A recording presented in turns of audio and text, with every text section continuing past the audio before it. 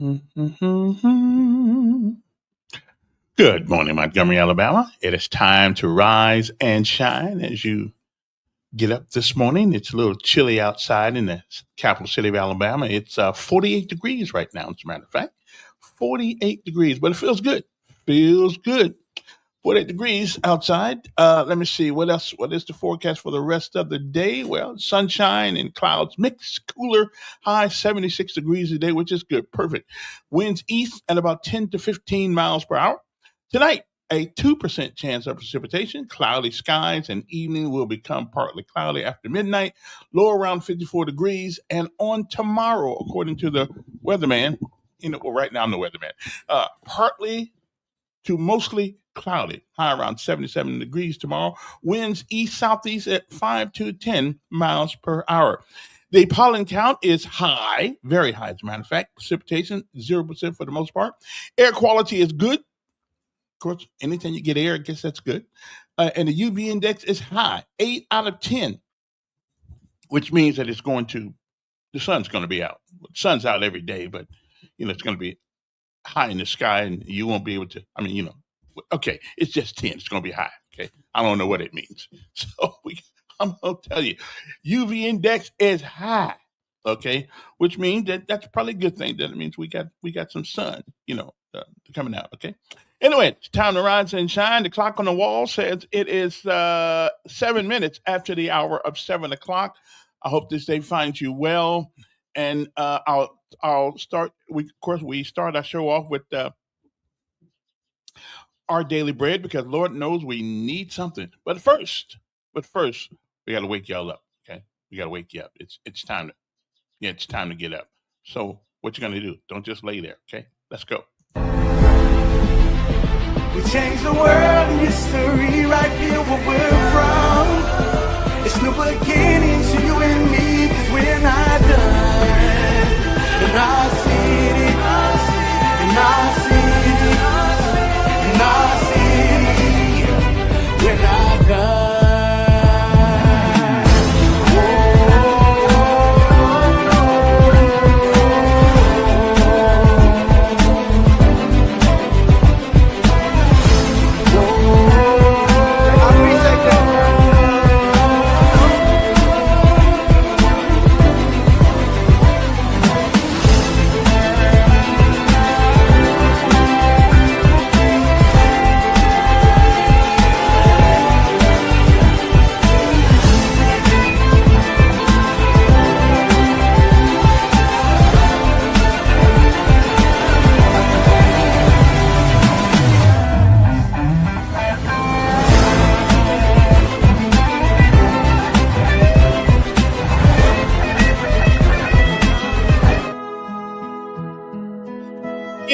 Welcome in this morning. It's a great day to be alive. It's going to be a message today. Right now, of course, time for our daily bread.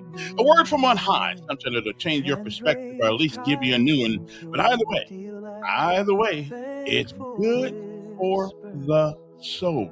Okay? You gotta have a good word. You gotta get this day started right. Because you'll find as the day goes on, no matter how bad you think you have it, well, there's somebody else out there that has a little bit worse than you. So, let's get busy. All right? Let's get busy living. Good morning to you. Daily bread. That's what's up next. We'll be right back.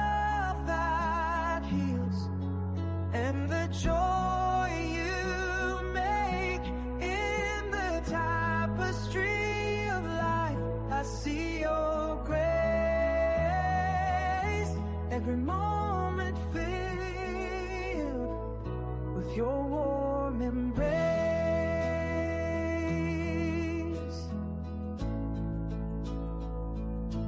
Through valleys deep and mountains high, your faith a beacon in the sky.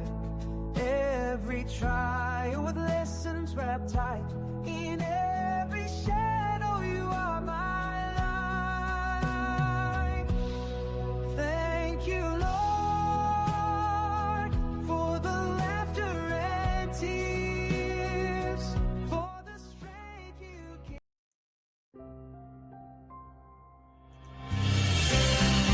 Hi friend, and welcome to today's encouragement from Our Daily Bread. My name is Sheridan Voisey, and I've titled today's reading, Children of God. I once spoke at a secular conference for childless couples. Heartbroken over their infertility, many attendees despaired at their future. Having walked the childless path too, I tried to encourage them. You can have a meaningful identity without becoming parents, I said. I believe you are fearfully and wonderfully made, and there's new purpose for you to find. A woman later approached me in tears. Thank you, she said. I felt worthless for being childless and needed to hear that I'm fearfully and wonderfully made. I asked the woman if she was a believer in Jesus. I walked away from God years ago, she said, but I need a relationship with him again. Times like this remind me how profound the gospel is. Some identities, like mother and father, are hard for some to attain. Others, like those based on a career, can be lost through unemployment. But through Jesus, we become God's dearly loved children, an identity that can never be stolen.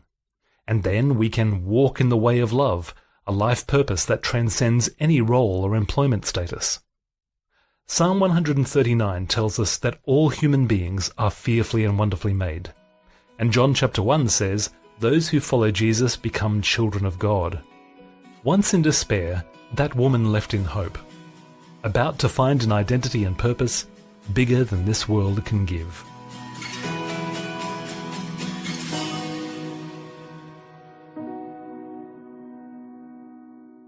Today's scripture reading is from Ephesians chapter 4 verse 32 through to chapter 5 verse 10. Be kind and compassionate to one another, forgiving each other, just as in Christ God forgave you. Follow God's example, therefore, as dearly loved children, and walk in the way of love, just as Christ loved us and gave himself up for us as a fragrant offering and sacrifice to God. But among you, there must not be even a hint of sexual immorality, or any kind of impurity, or of greed, because these are improper for God's holy people. Nor should there be obscenity, foolish talk, or coarse joking, which are out of place, but rather thanksgiving. For of this you can be sure. No immoral, impure, or greedy person, such a person is an idolater, has any inheritance in the kingdom of Christ and of God. Let no one deceive you with empty words, for because of such things God's wrath comes on those who are disobedient. Therefore, do not be partners with them. For you were once darkness, but now you are light in the Lord. Live as children of light, for the fruit of the light consists in all goodness, righteousness, and truth, and find out what pleases the Lord. Let's pray together. Lord, thank you for making me your child. Today, I embrace this as my prime identity. Before I am a teacher or an artist or an engineer or any other occupational identity, before I'm a mother or a father or a husband, a wife, or even a friend, I am your dearly loved child. Empower me by your Spirit to walk in the way of love today. It's in Jesus' name I pray. Amen. Today's encouragement.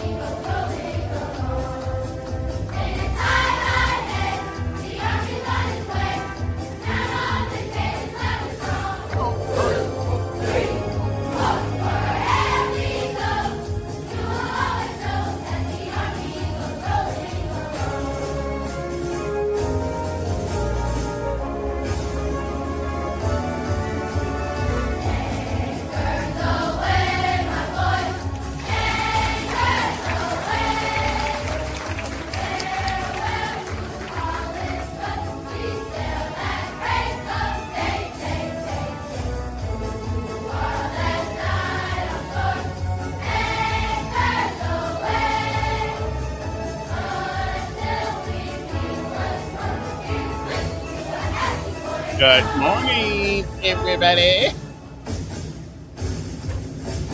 Come on, kids. Get it going.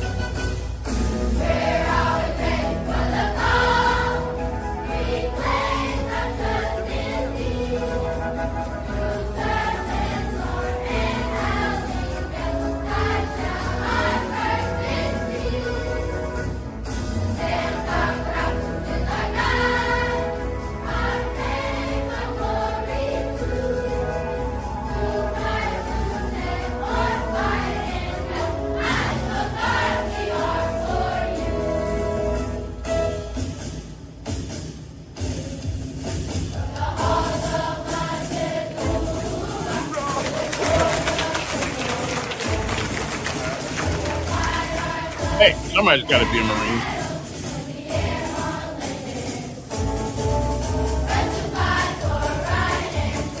It would have been me. Want me to change the story? I won't.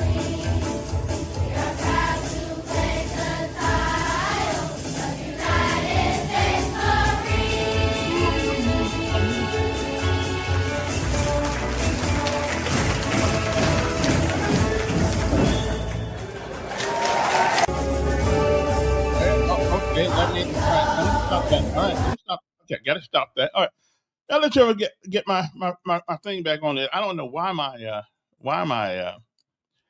my stuff won't show up today. Not very well anyway. It looked like it's I don't know.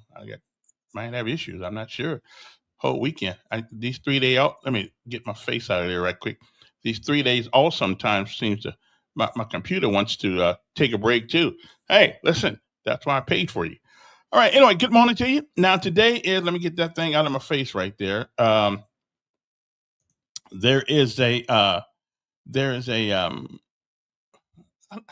don't know what happened to me right there. What happened to your brother? Oh, there we go. Okay, I don't know why it keeps going out. I'm not that important anyway. Anyway, so it's a Monday or it's a Tuesday. It's the first day of the week for me. So we always play something special on today, and today is no exception. It is a great day to be alive. And when we do that, and I like playing this one because it puts us in a mind of gratefulness and let you know that all people, just because they make mistakes, doesn't mean they're bad people. Some people like okra, some don't. Okay, it doesn't make the okra bad, but it just means that sometimes you ought to eat something else. Okay, so we are going to play this. It is a great day to be alive. Okay, and then we are going to get onto some topics that are interesting topics today. But I love this. I love this thing here because it is really, really, really. It puts you in contact with. Well, it puts you in contact with your. Hopefully, it'll put you in contact with yourself and let you know that everybody, every last one of us, can be redeemed for something. We all stepped on it. Whether we admit it or not, we've all done something that if the microscope of life were to be put on us, we would be up the creek. Okay, I'm just saying. So anyway, it is a great day, an outstanding day to be alive. We'll be back. Grandmother became my first hero. Growing up, my grandmother never used an alarm clock. But every morning, my grandmother would wake up at 4:15. And at 4:16, her feet would hit the floor, usually right in front of my face. And that's what would wake me up. But I would lay there and I would pretend like I was still asleep because me and 4:15 really didn't get along. But Grandma would look at the back of my head. I could feel her staring at me. And then finally she would say, "Now, Sugar, Grandmama know you ain't asleep. You just supposed to go on and get on up and get ready for school." And my grandmother was known for saying things that would kind of make you a little angry because they made so much sense. And you couldn't argue with it. Parents, there's things that when you become parents, you start to say to your own kids. Like my grandmother would say, "Now, son, you knew when you laid down there last night that you had to get up this morning. I don't know why every single morning you lay there and act surprised. You ought to be thankful that the Lord saw fit to wake you up in your right mind." But what my grandmother was encouraging me to do was simply to be grateful for the opportunity. In spite of all that I had been through in my life, she just wanted to make sure that I understood the opportunity that I've been given. My life got started, it was a little rough. It was a little rough start. I was born 2 months premature. My mother was walking up a flight of stairs, and she didn't know this at the time, but a woman she had had an argument with earlier was standing above her holding a pot of boiling water. As my mom made her way up those stairs, that woman dumped that water onto my mom and sent her tumbling down the stairs and into premature labor. She received third-degree burns to over 25% of her body. And when we were finally allowed to leave the hospital, as you can imagine, my mom was in a great deal of pain. Those burns just barely missed her face and covered most of the front of her body. So when we got home, she began taking a heavy sedative, pain medication, to help her recover. When she took that medication, it was very difficult for her to watch me, so I would bounce around a lot. I'd stay with my mom for a little bit, and then I'd go stay with grandma, and I'd stay with some neighbors, aunties, and then back to my mother's house. I did that for the first 3 years of my life. When I was 3 years old, I was back at my mom's house, and I got into her purse, I found that medication, I swallowed everything in the bottle. When they found me, they rushed me to the hospital, and my heart would stop, and eventually I went into a coma. But because of that accident, because of that incident, the state of California, they did an investigation. And the conclusion that they came to was that it wasn't an accident. They removed me from my mother's home. I was made a ward of the state, and eventually I went into the foster care system. Shortly after I arrived to one of my foster homes, my foster mom, her name was Miss Alexander. Miss Alexander began locking me inside the closet with no light. She'd open the closet door, she'd kick me, hit me with a stick or a strap or whatever she had. It was while I was in that foster home that I was sexually abused for the first time in my life. And oftentimes people will ask, if that has to be the worst thing that could happen to someone. I have scars on my body that you can't see. I have a burn here on my hand that she put there with an iron. But all of that pain went away. The worst thing that Mrs. Alexander would do is she would open the closet door, she would stand over me, and she would say, "You're stupid, and you ain't gonna never amount to nothing." And that hurt me more than any of the physical kicks or the physical pain, because I believed it for a long time. I believed that I would never amount to anything, just like she said. I didn't know this at the time. I found out a little bit later, but my grandmother, my hero, she had started going back and forth to court, trying to prove that she could take care of an active, handsome little boy. And eventually the state of California, they granted her full custody of me. And I'll never forget standing on Miss Alexander's front porch waiting. She had my little belongings, everything that I had. I remember standing there, it may have only been a half an hour, but it felt like an eternity, and I can remember thinking maybe no one's coming. But after a while, at the end of the block, I see the ugliest car I've ever seen in my life. And the car pulls up right in front of the porch, and I remember all I could see are these two big glasses, bifocals. And I found out later that Grandma had glaucoma. She wasn't even supposed to be driving. But she gets out of that big car, and she's got on this white floppy hat with this, it was a flower right there in the middle. And I remember she had on this long white dress that came all the way down to her ankles. And I found out later that, that was Grandma's Sunday best. It was an outfit that she only reserved for special occasions. And I can remember for once in my life feeling like I was some special occasion. I remember jumping into Grandma's arms and squeezing her, and I remember her whispering and saying to me, "Everything's okay. You're family." And everything was okay, just like Grandmother said. And I had a lot to look forward to. I found out that my mom was going to court trying to prove that she could take care of me. And I can remember sitting there with my mother, and we talk, and we had a lot of different conversations. One thing I can remember saying, "Mama, one day when I get big, I'm gonna buy you a nice house with a fireplace." I said, "Mama, one day I'm gonna buy you a nice car." Not like Grandmama's, and get you a nice one. But the truth is, I just really wanted to become a family again, and that's what I looked forward to. When I was 12 years old, I was asleep on my grandmother's floor. It was about 4 o'clock in the morning. We get a knock on the door. And it was my mom's roommate. Miss Howell, come quick." Miss Howell was my grandma. She said, "Come quick, it's Ruth." Ruth was my mom. She said, "I can't wake her up. I think she's dead." And I can remember laying on that floor, kind of wishing it was, hoping that it was maybe a dream. But it wasn't. And that's how I found out that all the hopes and dreams and things that I had to look forward to weren't going to happen. I became very angry. I became confused. I was hurt. I didn't really understand what was happening. I started acting out, hanging out with the wrong people, breaking into houses, started stealing cars. I can remember not really caring what happened to me. I continued that behavior until I was 19. When I was 19, I found myself standing in front of a judge. I was handcuffed, had a chain around my waist, and my handcuffs were attached to that chain. The judge looked at me and says, the state of California sentences you to 15 years in prison for armed robbery and assault with a deadly weapon. That day, when that door closed behind me for the first time as a convicted felon, I remember standing in that empty cell. I remember my knees started to get weak and they started to shake uncontrollably. I collapsed and I fell to the floor and I just started crying alone. I can remember hearing voices. Heard the voice of my foster mom saying, you're stupid, you ain't gonna never amount to nothing. Heard the voice of family members and friends of family that said, that boy's gonna end up just like his father. My father was a career criminal, he died in prison. I can remember laying there thinking to myself that this is where I'm gonna die. But here's what happened that would change my life. Shortly after I arrived to that prison, there was an educator there. His name was Charles Lyles, 6'3", ex-Marine. And I don't know what it was about me, but every time he saw me, he'd say, hey, Mr. Humphrey. And he had this big smile on his face, a smile that my kids would say, that's creepy. But he smiled and he said, hey, Mr. Humphrey, how you doing? He always called me Mr. Humphrey. He gave me that respect. He walked into my cell. He looked at me and he said, Mr. Humphrey, he says, prison doesn't have to be your life. He says, you can get out of here and you can do great things. He started to walk. He turned around one last time and he says, Mr. Humphrey? I said, yes, sir. He says, I believe in you. And he walked out of my cell.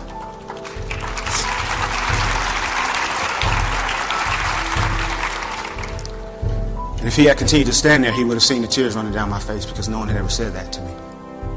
But I remember thinking to myself, I'm going to make some changes and I'm going to change my life. And a little over 4 years after the day I originally collapsed and fell to the floor, I walked out of that prison on parole. That was over 18 years ago. I've never been back other than to mentor and help other people. But here's what I know.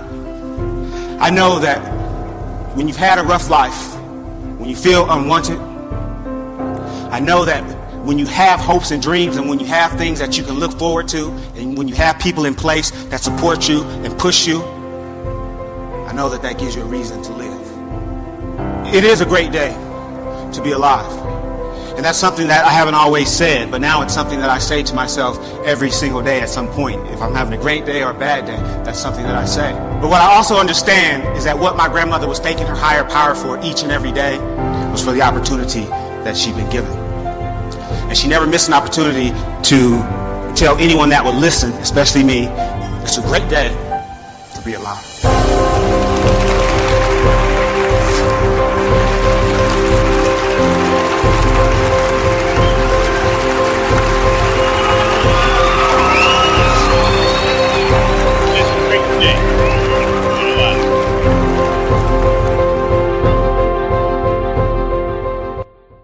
Oh, yeah. Okay. My first. It is a great day to be alive each and every day, regardless of whether we mess it up or not. It's still a great day to be alive. So no matter what you go through today, just remember, it's all temporary. Good morning to you. It is, what time is it now? It is 7:29 in the morning. Whatever you want to talk about. I got a couple of things. Since I have been in Montgomery, Alabama, it is now. I will tell you that out of all the places I have lived and all the places I have been, I probably saw myself with the possibility of living in some of those places, especially Washington. Oh, I love Washington, but Alabama was just not on the list. I mean, I had never heard anything good about Alabama. I've always heard bad things about Alabama. And now to my surprise, however, it's not as bad as people think it is. The past runs deep in Alabama. I'll just put it to you that way. It runs deep down here. Okay. I understand why. I do understand why. But there's not a whole lot you can do about things that happen years and years and years ago. Um, and I don't know why. Um, I don't know why it is. I mean, we are still talking about reparations. I got some stuff here. We're still talking about what happened in 1901 with the legislature, the legislature 1901, and who came in for the most part. They tried to take. I guess they tried to make sure that there was this um, supremacy sort of kind of environment in Alabama to make sure um, a certain group of people were in charge and another group of people were subservient. And that just, it was what it was. And that is the same constitution, of course, we live by today. But, somebody wrote something to me. It says, well, let me give this to you right here. It says, could it be other than Mayor Reed? That's the reason we have a police shortage. If so, why? After the supermajority Republicans, are the supermajority Republicans aware of such a thing? If so, why have they made Mayor Reed the villain? Did or has prominent elected and candidates Republicans on most conservative media, radio, TV, and newspapers and social media publicly stated that Montgomery cannot thrive unless it has a white mayor at the helm.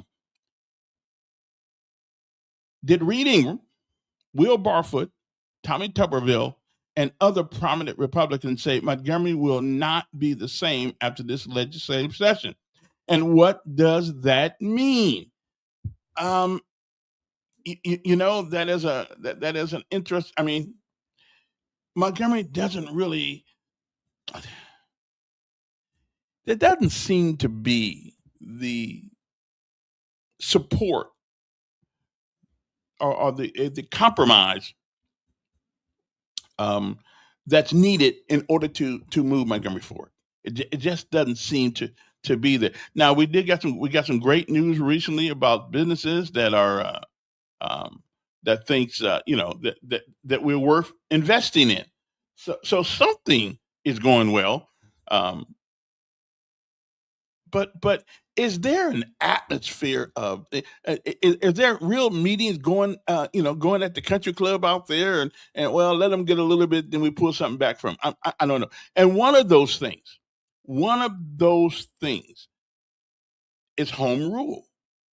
And they took home rule from Montgomery, the capital city of Alabama. They took it from Montgomery. And it hadn't been here for a while. So I don't know the answer to all these things. Some people say that it is more David Bronner's fault than it is anybody else's fault. Said, well, okay then. I don't know. I don't get into politics that much. But there does be a there does seem to be a missing element. Who's that? Let me see who that is right. Okay. What's going on, Simpler Days? Good morning, Mayor. You doing okay today? I'm doing fine. Outstanding. Let's talk about what you just brought up. Why does Reed Ingram, why do people like Dick Brubaker, why do people like that praise Sheriff Cunningham? And he's black. Yes, he is. Yes, he is. Yes, he is. Mm-hmm. But now you do okay. Even as a sheriff, the high sheriff, the issues of urban living or city living is a little bit different than the issues of living out in the country with chickens and cows walking across the street. I mean, it's a little bit more ominous. Well, that might have been the case back in the day, but Montgomery is spread out, and along with assuming because Montgomery couldn't handle their business, law enforcement wise, they had to reach out. They didn't want to reach out, but it was kind of forced upon them. So the sheriff's department now is performing similar quasi duties to the Montgomery Police Department. Right. And they have to provide security to all the judicial sites. They have to run a large county jail that takes in prisoners from Montgomery and surrounding areas and federal prisoners. They have to serve civil papers, which PD doesn't have to do.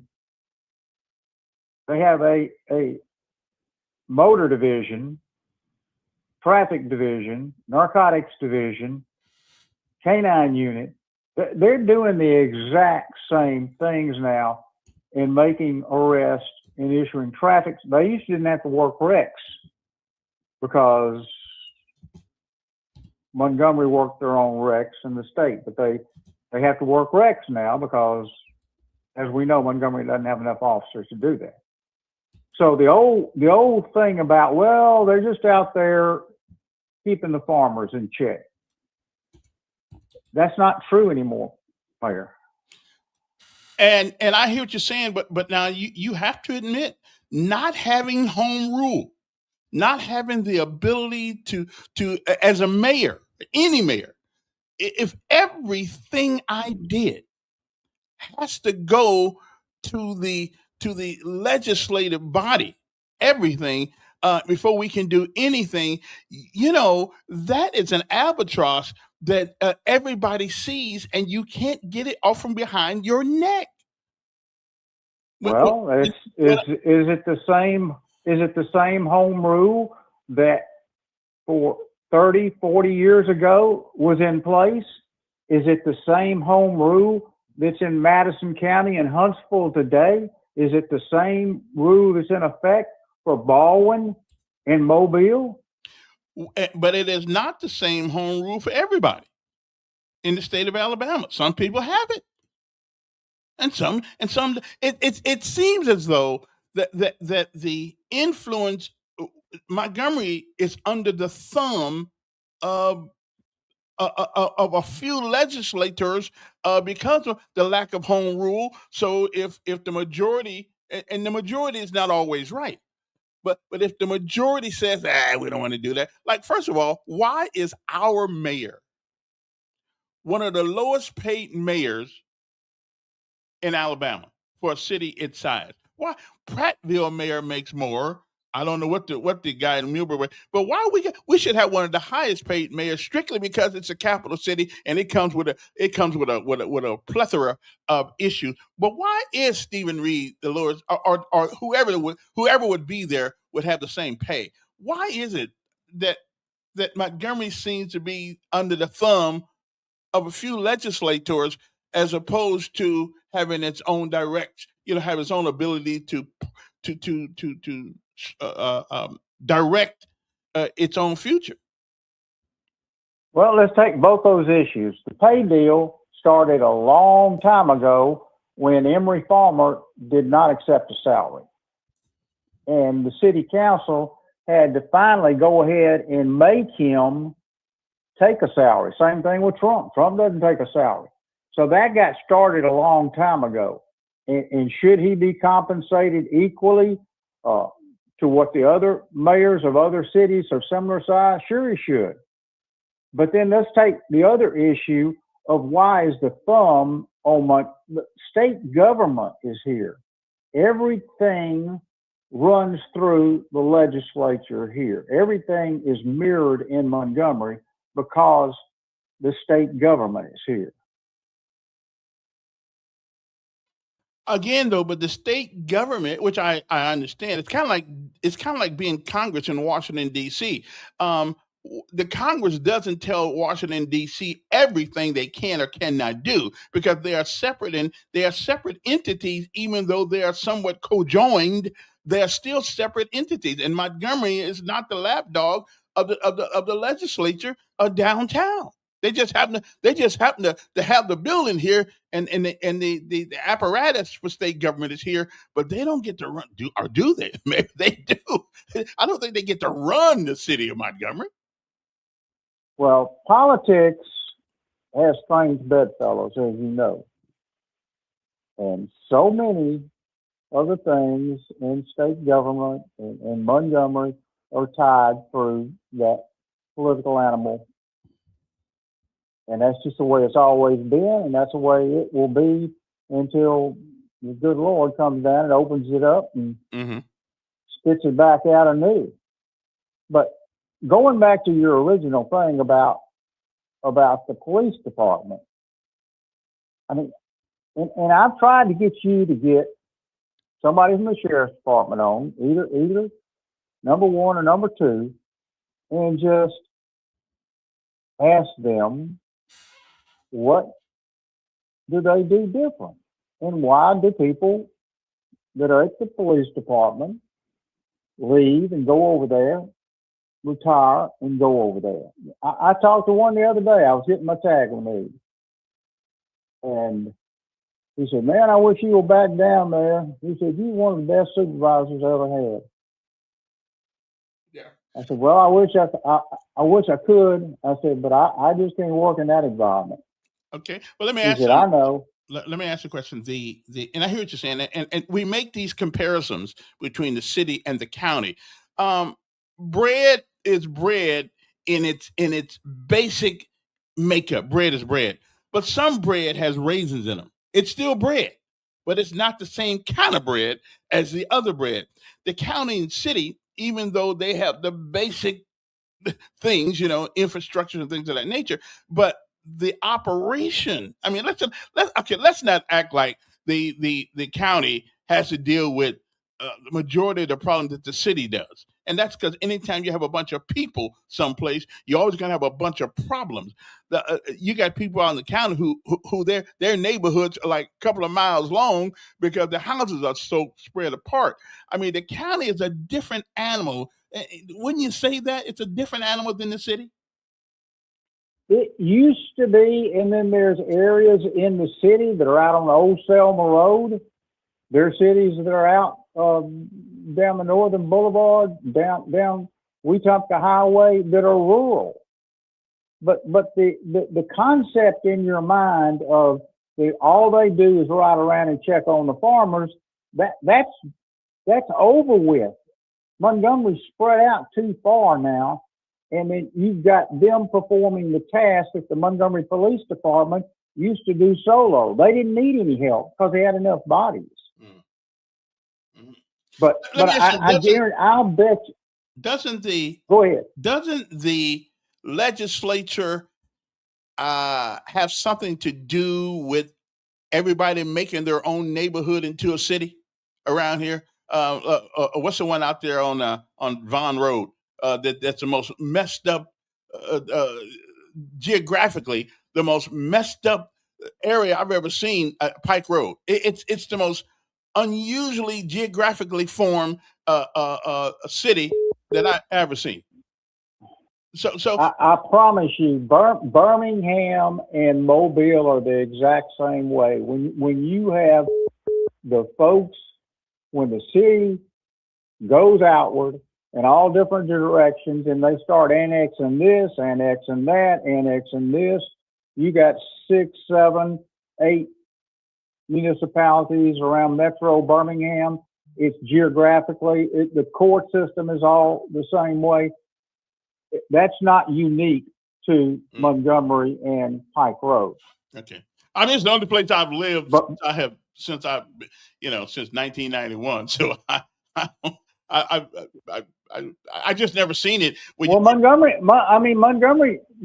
Montgomery used to didn't be like that either until you had the and you know what the word is, the flight from Montgomery. Right. And it continues to go on today. And it is black, white, and Asian flight. But I will bet you my last dollar that I know this beyond a shadow of a doubt. You could take Sheriff Derek Cunningham, his staff, put them over into the Montgomery Police Department, take the Montgomery Police Department, the city council, and the mayor over to the county side, and you would see a major, major change. Well, You'd have to get rid of that city council. You'd have to get rid of that city council a lot for it to work, because that's the difference. Sheriff Cunningham knows that county commission backs him, and he doesn't have a person from Baltimore as his number two person waiting in the wings to take his job, and he doesn't have a guy from Mobile as his advisor that he has to run everything through. Well, but the advisor to the city of Montgomery seems to be the legislature, and not the mayor. Doesn't seem to. It seems to me. I mean, it's becoming more of a ceremonial position than one of any authority. Like Tuskegee. Well, there's a reason. There's a reason people are fleeing New York. Right. Look up the states. Look up the states that are growing in power. Number one, South Carolina. Traditional, hard, Southern, yellow Democratic state. People are fleeing to South Carolina. North Carolina is more liberal, but they're headed to Texas, Florida. They're fleeing these blue states where these blue mayors want to focus on social programs and all that other fluff rather than the nuts and the bolts of public safety, keeping the streets clean, keeping the potholes filled. Do you think, let me ask him, do you believe that, and listen, I like Stephen Reed. I think he's a smart guy. Politically, that odious party he belongs to, I don't like the philosophy of them. But don't you believe he wants to do a great job and move? And it seems that Montgomery is moving forward in many, many ways. But we take 2 steps forward and then we take 3 steps back sometimes.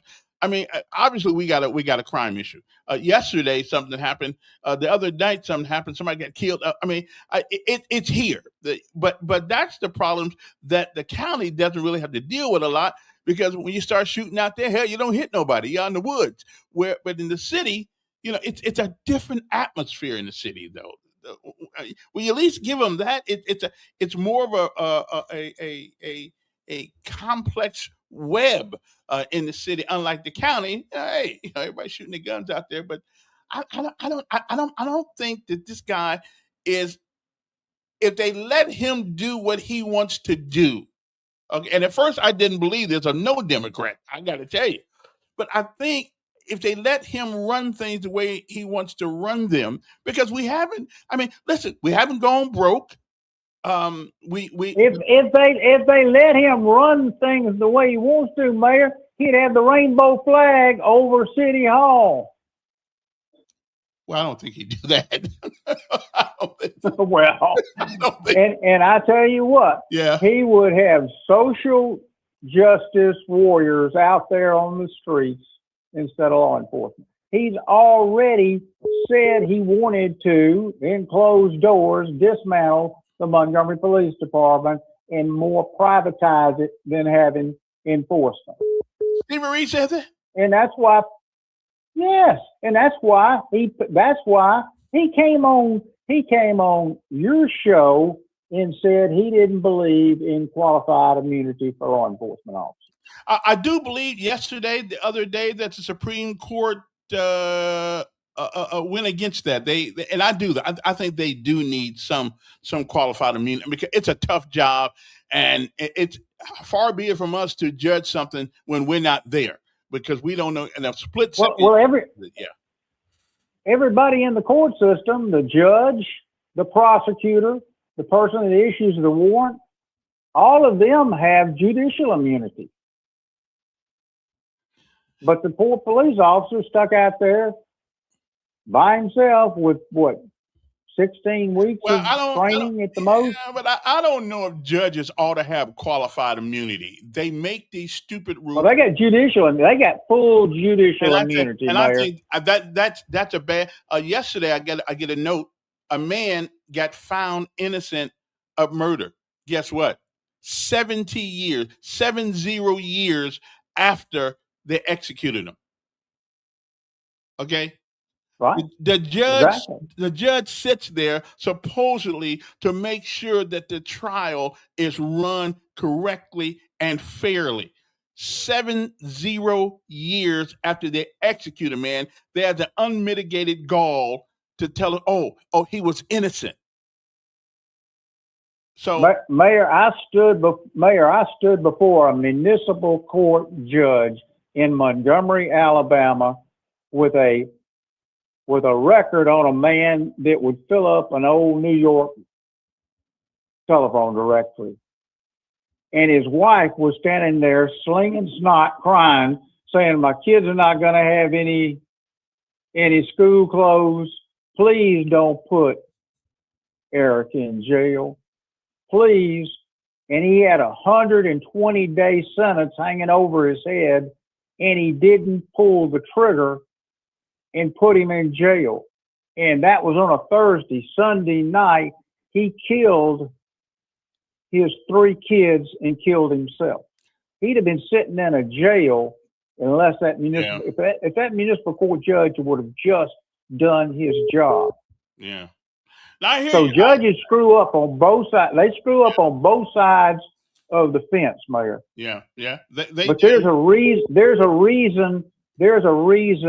that people leave cities with blue mayors for a reason. Okay. Hey. Have a good day, Mayor. Appreciate it. We certainly need to figure something out right now. I mean, it's the same conversations every time the legislature comes in. It seems like they take a little bit of the apple from Montgomery, and again, it's tough. Morning, Don. What's your definition of home rule? It's when the city can make some of its local policies without going through the local delegation. Okay, you need to take a civics class. Well, tell me what it is. The Constitution of Alabama. Yeah. Will you listen? Maybe you might. Which was made by a bunch of people. There's a Constitution in Alabama, right? Yeah, we're familiar with it. Huh? We're familiar with the Constitution. Familiar with that? Mm-hmm. And that Constitution grants authority to raise money. How does the city supposed to raise money? Oh, we can do it with occupational tax. No, see, you're dumb. You won't listen. It's not. That is not granted by the Constitution of the state of Alabama. The city does have the right to raise fees. It does not have that authority under the Constitution of the state of Alabama. Well, now you're going to say 3 or 4 others did, but they didn't. Neither the black and white people. You're so damn stupid. Wait a minute. Either the black and white folks had the right to get married under that same Constitution. So you're damn stupid. You're just stupid. Okay. Hey, where are you going in Rome, Georgia? Hey, listen, I wouldn't talk to people who were. I wouldn't talk to people that were stupid. I wouldn't do that. Okay. Anyway, so much for that. Hello. Yes. Seems like you need a little help this morning. Yeah, help me out. Going on and on and on and on and on and on and on and on. We all got it established. It already been established years ago that Steve doesn't care nothing about the Reeds, and many more doesn't care anything about the Reed family. We got that understood, don't we, Calvin? Well, I mean, I don't know if Steve has a personal grudge against the Reed family. I mean, listen, I got more people in this city. He got some personal reasons, other reasons too, but that's one of them. But many of the so-called conservative. They were kidding about Joe Reed, the daddy. So, but if there wasn't a fact or the point, Calvin, let's think back in the 90s. Yeah. When did Montgomery Mall start shutting down? In the 90s. Or was it 2000? Man, it's been so long. I got here. It was a thriving mall when I got here in 91, though. It really was. Right. Oh yeah, both of them. East LA and Montgomery Mall was jumping. And we know what happened. They had it going on. That began when the YN Renaissance began to happen. Rap music. There you go. So that's where I'm headed next. Okay. Give me a little time. I'm gonna walk her through it if you give me a little time. I don't want to stay on here like 30 minutes like Steve talking about read the whole time. But it started under what color mayor? What party? Republican Party mayor was in office, wasn't it, Calvin? Okay. When Montgomery Mall was going through their problem, wasn't it? But you realize but you do realize most of the people who did the stupid crime did not belong to the Republican Party. I'm gonna get to that in a minute. Let's get that off the top first. These were white mayors, so-called conservatives or Republican mayors, okay? Even Todd Strain, I don't know what he was, but I think he was a conservative and a Republican as well, right? Mm-hmm. Huh? Okay. So he's trying to compare the country out in the rural area to the city. Downtown in most cities, in town area, majority of housing projects was all over the city of Montgomery at one time real badly. Okay, when Barbara Bright was in there, he shut down a lot of the housing projects. We still got a 1 or 2 around the city, but you still in the city got neighborhoods where people we classify them as hood folks. Okay, they got a different mentality. Okay, than some folks, some black folks. Don't you agree, Mr. Elkins? Sure. They got different mentality. Mm-hmm. Okay, you don't get that out in the woods out there amongst those big, huge houses that a football field apart from each other. Huh? You're not gonna have housing projects out there, Steve. Okay, you can put Cunningham or anyone else in the city of Montgomery or any of these large cities right now when we done allow kids to walk around their pants hanging off their ass for many, many years and and walk around damn guns slinging on the side like in the wild, wild west. Thanks to you, Governor, for that one. So Cunningham couldn't stop these cats from he couldn't make it to the house before the bullet got shot up in somebody. Can he, Calvin? Can Cunningham come to somebody and house and get there before the bullet get there? Well, I don't guess so, bro. I mean, there's some. Can anyone get there before the bullet get there? Right. I mean, there are some things. Somebody decided to shoot me. Somebody decided to walk into your door this morning and shoot you in the head, Calvin. Yeah. Can the police get there before the bullet make it to your head? Well, no. But what's the point is then talking about what Cunningham would do? Well, again, like I told him, I think that the responsibilities of the county is a little bit different than the responsibilities of the city. I think home rule, which is what I brought up earlier, it adds to the problem, and it gives leadership a problem that the county doesn't seem to have. I'll just put it to you that way. But let's take it a step further. Many years ago, the government told the moms and the dads you can't beat the hell out of these kids. Okay, so now the fruit is ready to be harvested now, and we got a bunch of screwed up kids, Kevin. Well, we ain't never wanted to beat the hell out of our kids. You got kids can't even damn move. They don't know how to change the damn flat tire in the car. I know, but we never wanted to beat the hell out of the kids. We just. You know what I'm talking about. You know what I'm talking about. You know the kind of beating the hell out of what that we used to get. The kind we used to get. That little pain. Yeah. No pain, no gain kind of situation we used to get. I hear you. Huh? I hear you. So So if you got that going on with the government, the white government told the parents, you got to keep the man out of the house. You can't marry this man. No. You got to make the man. The government didn't never said that. Now, the government never said that. Just because people took the check rather than the man, that ain't on the, that ain't. Let me say it another way. There, they made it difficult where the man had to bow down to that woman and bow down to the government because you can't say nothing out of the way. Somebody was greedy and they rather have the money than control. That has got nothing to do with the. Just like you, I'm gonna use you for an example. I mean, you've had 3 or 4 wives, right? Well, don't remind me. Yeah. So you know what I'm talking about. So the government made it difficult for you to stay with these women because these women tell you the government on our side, right? I ain't gonna blame that on the government. But my point is, Calvin knows that the government over the years they got weaker and weaker instead of helping the black families out with these kids. Hell, they give them guns in the street so you can walk around hanging out your damn pocket. But why should the government have to help you with your kids?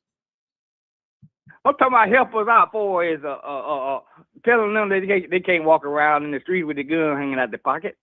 That's what my point I'm making on that one. So if you got the government telling you that your child can walk around down the damn street with a gun hanging out their pocket, me and you can't do nothing as parents. You can't whip them anymore because the kids tell you, I have you locked up. I got you on speed dial on my damn phone. Have you locked up for child abuse if you touch me. If you even talk to me too hard. Okay. Well, I hear you. So that's what I mean when I say the government. Let me ask you something. government. Do you believe that the old time father would have cared anything about the government telling what you can't do with your kids? Just because our men lost their balls to be men, you can't. You still old time. Old time. Got their ways in us. Still try that though. That's right. Try it nowadays. See what you get. Your ass going downtown. I did try. Well, there's something worth going to jail for. That's worth going to jail for. Because either you beat your child butt or they're going to put him in prison. And not only will he be beating his butt, they'll be going up in his butt. So, yeah, I'm willing to take that shot. You get your going when your ass go there, too, by beating on them or whipping them. Well, whatever. But at least I would try to keep my children out of it. Anyway. I know a lot of parents still try that nowadays. Well, they wusses then. I say go to jail. Whoop your child's butt. Let them call the police. Take me to jail because sooner or later I'm going to get out and I'm coming back to the house if the house is still there, and I'm going to do the same thing again if he do the same thing again. Well, let me sum it all up for C right quick, C. You can go out in the woods all you want to, but in town, in Birmingham or even smaller cities, when you got these housing projects and the hood kind of mentality folks, not all of them bad, but hell, all of them goes to be bad and walk around the panhandle off the butt and teach the kids how to walk around the panhandle off their ass and all that too. Yeah. So what you think you're gonna get in town? I appreciate it, and I do think. But let's go back to home rule thing, and this is why this is so important. This is so important. We're playing around. We're looking at the water, talking about it ain't wet. Home rule, and I was trying to explain a few minutes ago. It's hard to explain it. It's hard to explain it initially. But home rule is a form of government granting local municipalities or counties the power of self-governance, allowing them to manage local affairs, pass ordinances, and adopt charters without constant state permission, which is where we are now. The system shifts authority from the state to local governments, reversing Dillon's rule, which requires express state authorization for local actions. Now, you tell me how in the world can you blame the mayor or any mayor for the city of Montgomery if everything they do, you got to kiss the ring of our state legislators, home rule charter, a voter-approved document acting as a local constitution that defines the organization, the powers, and procedures of local government. Now, we did have Act 618. It came up with the city council mayor type of structure that we have of leadership. But without home rule, you still have to go through Reed. You have to go through Hatcher. You got to go through to Kenyatta. You got to go through Tashina Morris. You got to go through Eisner, Insler. I mean, you still got to go through all these people. And if one of those people say no, then you don't get to do almost anything. Okay, what is the autonomy? Home rule entitles, entities can act on local matters unless specifically prohibited by state law or the state constitution. Okay, alternative to Dillon's rule. While home rule allows actions unless forbidden, Dillon's rule dictates that local governments only have powers expressly granted to them by the state legislature. Now, you tell me, how can you run things that you want to run if you always got to kiss the ring of the state legislator, whom we hardly ever hear from until they lose a battle in the state house or the state senate? So you tell me, so Steve is not necessarily wrong about this. Like all these people coming into Montgomery every day, and telling us where to put it on the way out. Okay, I'd put a commuter fee on them, and I don't want to pay, but which means that everybody in town that works would have to pay the fee. I don't have no problem with that. I ain't got no money anyway. I don't have to pay much. Okay, but if it means helping all of us, and the whole police thing, and for the life of me, I remember being a policeman was one of the most honorable jobs you could have. Okay, it was one of the most honorable jobs you have. And so now I'm going to say something here. I think that Steve may be part of the problem somewhat. I think his management style does not really lend itself to well, put it this way. I think he could back off a little bit and let the chief totally run that police department. Because from what I understand, the mayor gets involved in that too.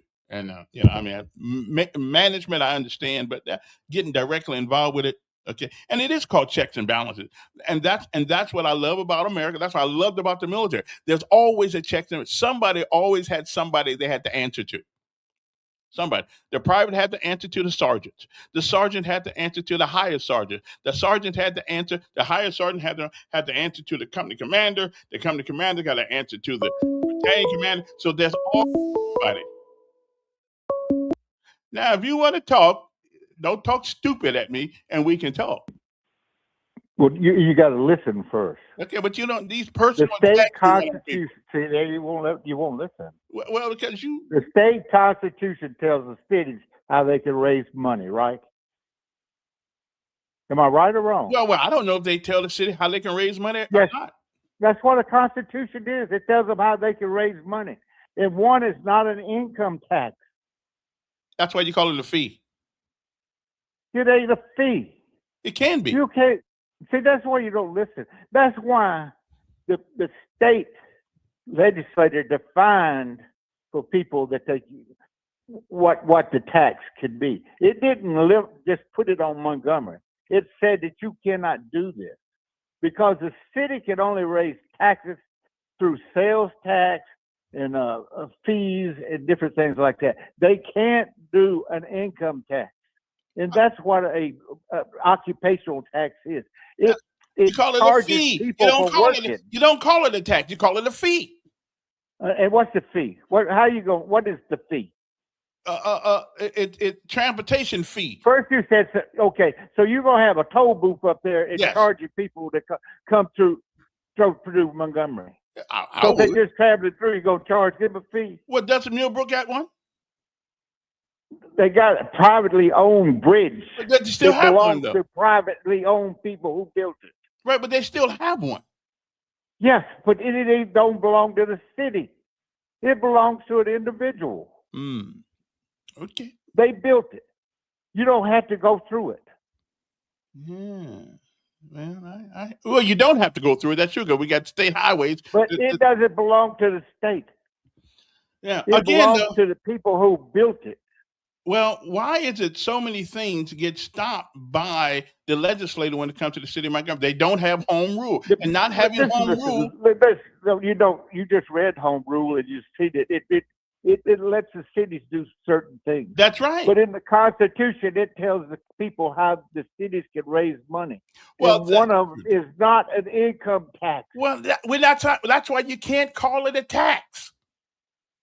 Oh, so you're just gonna change the name? Lawyers do it all the other name still spells the same. Lawyers Just do it all the because time. you call it something else, it's still an income tax. You can call it what you want to call it. We'll call it the transportation fee, whatever you want to call it. And but you want to set up a toll booth, right? Up on the highway. How many you gonna set up? Well, not on the highway, but the highway's on. Where you gonna put your toll booth? As a matter of pragmatism, if 1,000 people come to your town every day, you're just wrong, and you won't listen, man. The Constitution of the state of Alabama tells the cities how they can raise money. Okay, but again, you won't listen. Well, you listen for a second. Wait. You listen for a second. If 1,000 people come to Montgomery every day to make a living, but none of that, but they don't really pay taxes to keep with the upkeep of the roads and the streets, and they have trash, all that stuff. That's not true, because they come in on state roads and they pay income taxes to take care of those. And they drive pay gas in the taxes. city. They pay for the roads. They're state roads. And if they pick their gas before they get to Montgomery, they don't get gas where they it goes to the state who pays and takes care of the roads. Mm-hmm. Well, it's a state road, man. Can you see the city of Montgomery fix anything that they claim that belongs to the state or county? They fixing Federal Drive. Well, no, they don't. Huh? They're fixing Federal Drive. That's a city. That's not a county. It's not a state. Well, listen, I just drive on the road. They won't fix it, huh? I don't really care who owns it. They won't fix anything that takes care of county or state. Well, I don't know if that's But they don't have the authority to have an income tax. The city does not have that authority. And that's why we won't. And you say the mayor don't have enough money. They're talking about another $27 million boondoggle right now. Well, they just laid out over $100 million in something on the this weekend. Nobody was at Whitewater. Well, they paid millions of dollars to keep that open. Well, I do believe we need. Now the mayor wants to have a rap hall downtown and call it a Joe Reed Rap Center. I guess he's going to make him a rap center and compete with Impact. Well, he's got money to do junk like that, don't he? Make him go to Whitewater. All right, Don. Okay. I don't know everything, but I do know if you run across that bridge, the Pike Road Bridge, wherever you want, and you come into Montgomery, you make your money. You ought to be able to contribute a little bit to it. We call it a tithe or something. I don't know. Let me see. Steve wants boys and girls bathrooms. I don't think he does, but we'll ask him next time I talk to him. Let me see what else is going on. If 1,000 people come, let's say if 1,000 people come to Montgomery daily, make them enter Whitewater. Okay, let me see. Ask him what other cities call the occupational tax that passed in the legislature. That's true. I think they call it I believe they call it a occupational tax. I believe. All right, let me see what else is going on here. Let me see. Isn't that what other guy does? Let's see. It's Steve wants boys and girls. Okay. What are you saying? Old folks have a problem with young folks? Yeah, we do. Yeah, we do. But that's not anything new. Old people have always had different problems. When I was younger, I had a problem with old folks. So that's just a generational thing. So what happened to the police review board? Nobody really wants it. I guess the city council don't really want it. I personally don't have a problem with it. But not at all. I think everybody needs to answer to somebody. Okay, everybody. But put up some toll booth and collect fees for the use on the roads. Well, I don't know if the city can do that, but I know they're going through Millbrook. They making buku dollars on that thing over there, so people just get a shortcut. Hey Steve, pick up the damn trash. Okay, Kevin, why do you accept Don calling you dumb? Because listen, people have a right to their opinions, and that's his opinion. That's fine. Okay. You're saying it's more about personality than policy. Yeah, I don't have. I think Steve's got some pretty good ideas. Um, is he doing a good job of kind? It kind of reminds me of Trump sometimes. You don't really do a great job, like this whole Iran thing. We don't. They didn't. They have not done a good job of explaining why we there. Okay, that's the problem with him and Iran. We haven't done a good job of explaining to the people why we are there. And I'm still kind of, 1 minute I heard that they're a couple of the ingredients from making 10 atomic bombs. Well, I think that if that in fact is true, then doggone it, yeah, stop them because they're crazy as hell. Okay, they'll drop a bomb in Montgomery or any place else, and by the time we see the mushroom cloud, it'll be too late. So yeah, I think they're what is that movie? A clear and present danger with an atom bomb. Okay, with an A bomb. Now I don't know if that's true or not, but that's what I heard, which is why we thought it was imperative that we take them on right now. But they have not done a great job, if that in fact is true. Okay, but something happened over the weekend in Iran that I'd be willing to go there right now and help fight them if for what they did. They took a young man, okay, who was a wrestler, who was a wrestler for on the Olympic team. On the Olympic team, they took a young man who was a wrestler on the Olympic team, and because he protested, they beheaded him.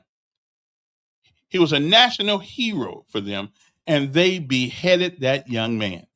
Now, I think that's worth going fighting for right now, because if that's the best they got coming, if that's the kind of government they have, let me show you this guy right now, because I'm telling you what, I was so upset about that I didn't know what to do. Okay, I just it was crazy. That young man right there, okay, the young man right there, they beheaded him. Okay, they beheaded him because he protested his government. I personally think that's enough to go over there and whoop on everybody's ass. Okay, make a parking lot out of them. I mean, that's oppression. When our troops entered Germany and freed those Jewish people from Dachau and all those places like that, I think this is the same. So I'm with Trump on this one. Okay, we just gonna kill people, behead them publicly. Behead them. They executed 19-year-old wrestling champion for the Olympics.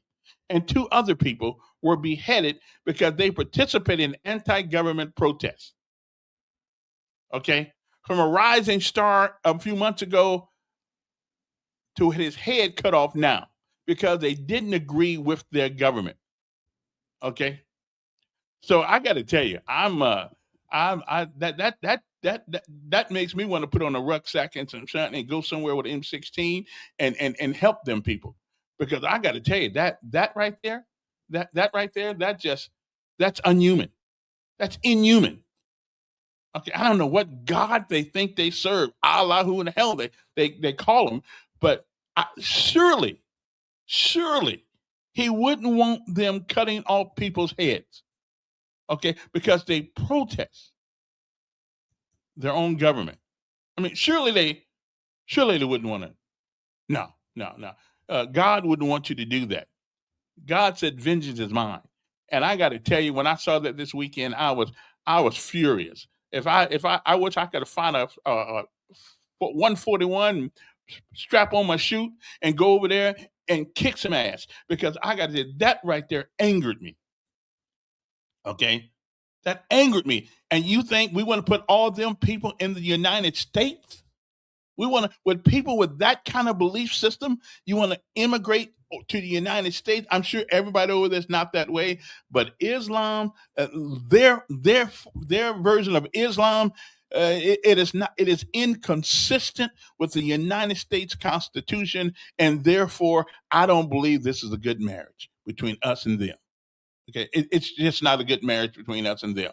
But hey, somebody else may see it differently. But that just ticked me off. It really did. I just cannot. I'm so angry about this, and I don't even know the young man. But I know at 19 years old, because you protest your government, you shouldn't get your head cut off. Him with a couple other people. 19. So I guess the world is not the same everywhere we know. And we want to bring a lot of those folks over here who that have that kind of belief system. I don't know. It's not my call, but it is just I think it's a bad thing. Okay, and that just tore at my soul over the weekend, seeing what they did to that young man, and somebody else with him too. It wasn't just him. They did it with two other young folks too. Two other young people. But hey, that's the way things go. That part of the world. That's the only part of the world I don't care nothing about going to. Matter of fact, it's the only part of the world I've never been in, and I don't care nothing about going to it. I will never understand why they live the way they live and why they do the things that they do. I would never understand that. So I don't know. And don't forget this weekend, what happened this weekend? We had and Deuce Conrad. I think was that the name of that group? That's the name of that. Evidently, every year they have a big party over in Gateway Park. They close it down. They close it down, right? And it happened. And this is one of the reasons why people leave in Montgomery. So they found another place to do it, unauthorized place to do it. Okay. So the city said, "Nah, we're not going." She said, "Nah, we're not going to have that. We ain't gonna have that. Okay, we ain't gonna do that. We're just going to do our regular thing. So we're not. Okay, we're not gonna have the Deuce Conrad thing because lately every time a bunch of folks get together, we start shooting one another. Okay, so we can't have things like that anymore in the city. We just can't have it. What's our calling number? You gonna give it to Jermaine? 521-2963. If you want to call in. Why do we have the right to build why do we have a right to build our military up and other countries don't have the right?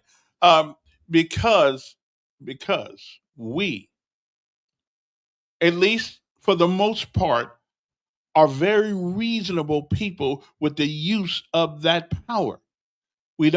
Most of the time, we don't provoke nations. We don't try to go over and take over nations, at least not physically anyway. Japan attacked us first. The Mideast, that part of the world attacked us first. I think the adage is walk soft but carry a big stick, which is what I think the United States have done for a long time. But evidently they don't have the brains we have. Okay, look at the history of the world. Okay, I don't care anything about the Epstein files. I could care less. I don't care. I don't care. If sooner or later, if he did something, sooner or later somebody's going to pay. What about the people at ICE? Well, here's another thing. If you don't want to be killed, do not run behind. Okay, do not run behind the police, the ICE people. Don't run behind them. Don't block their cars in. Don't throw things at them, spit on them, and things of that nature. And you don't have to deal with that. Okay, I'm sorry. Listen. Don't do it. Okay, then you won't have to worry about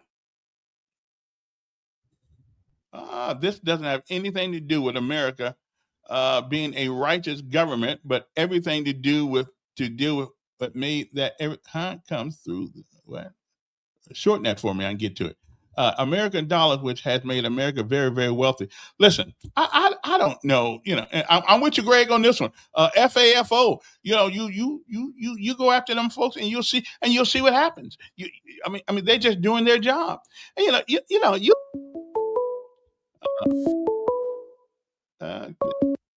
hey, this Jamel Brown.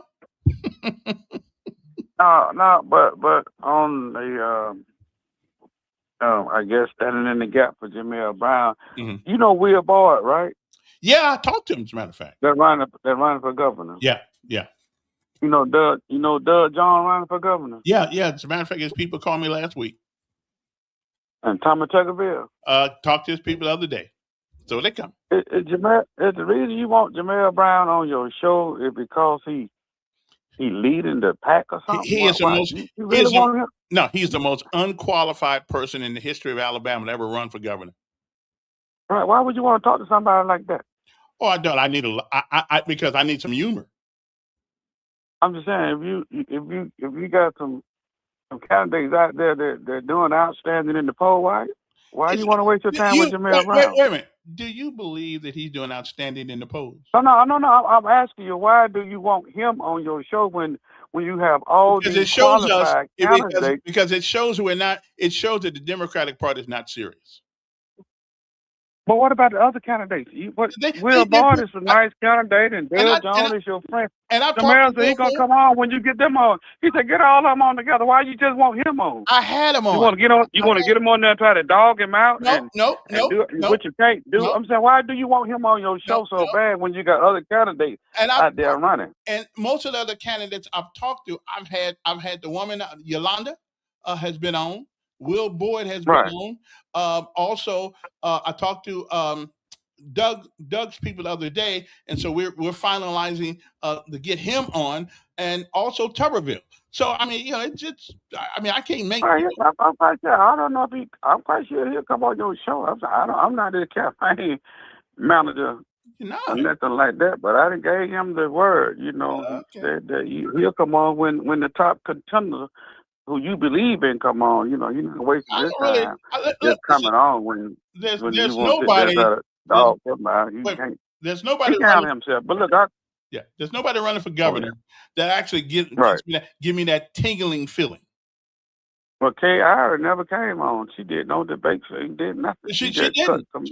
You can't make him come on. I know. Jamel, I'm glad they know. I'm glad at least y'all know. But look, I called in because, hey, what's your spin on the Deuce Conrad Day thing? I agree with the police.